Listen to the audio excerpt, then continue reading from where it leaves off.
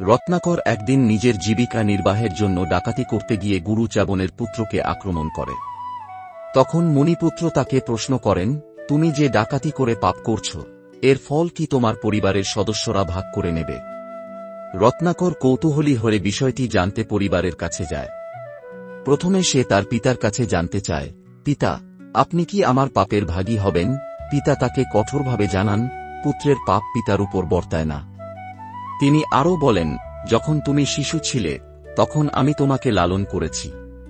এখন তুমি প্রাপ্তবয়স্ক হয়েছ এবং আমি তোমার পুত্রের মতো। পাপের দায়ভার প্রত্যেকের নিজস্ব, অন্যের নয়। পরবর্তীতে রত্নাকর তার মায়ের কাছে গিয়ে একই প্রশ্ন করে। মা রাগান্বিত হয়ে বলেন, আমি 10 মাস গর্ভে ধারণ করে তোমাকে লালন করেছি, কিন্তু তোমার পাপ আমারও পড়বে না। এটি সম্পূর্ণ তোমার নিজের দায়িত্ব। রত্নাকর তখন তার স্ত্রীর কাছে যায়। স্ত্রী তাকে নম্রভাবে জানায়, আমি তোমার অর্ধাঙ্গিনী হিসেবে তোমার সুখ দুঃখ ভাগ করে নিতে পারি, কিন্তু পাপের দায়ভার আমার উপর বর্তাবে না। তোমার কর্তব্য আমাকে রক্ষা করা, পাপের দায়ভার নেওয়া নয়। রত্নাকর হতাশ হয়ে মুনিপুত্রের কাছে ফিরে যায়।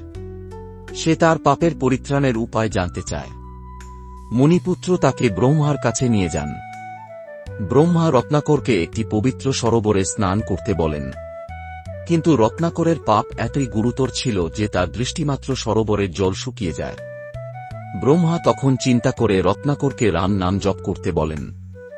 তবে পাপের ভারে জর্জরিত রত্নাকরের মুখ থেকে রাম নাম বের হতে পারে না। তখন ব্রহ্মা তাকে কৌশল শেখান। তিনি বলেন, তুমি মৃত মানুষকে কি বলে ডাক? রত্নাকর উত্তর দেয়, মরা। ব্রহ্মা বলেন, তাহলে মরা মরাদ বলতে থাকো, এতে রাম নাম উচ্চারিত হবে। রত্নাকর ধীরে ধীরে মরা মরা জপ করতে করতে রাম রাম উচ্চারণ করতে থাকে। এই জপের ফলে তার পাপের ভার দূর হয়। যেমন শুকনো কাঠ আগুনে পুড়ে যায়, তেমনি তার পাপ রামের নামে বিলীন হয়ে যায়। রত্নাকর এরপর নতুন জীবন শুরু করে এবং পরে তিনি আদিকবি বাল্মীকিতে পরিণত হন। কৃত্তিবাস ওঝা এই ঘটনাকে তুলে ধরে রামের নামে পাপমোচনের গুরুত্ব ব্যাখ্যা করেছেন।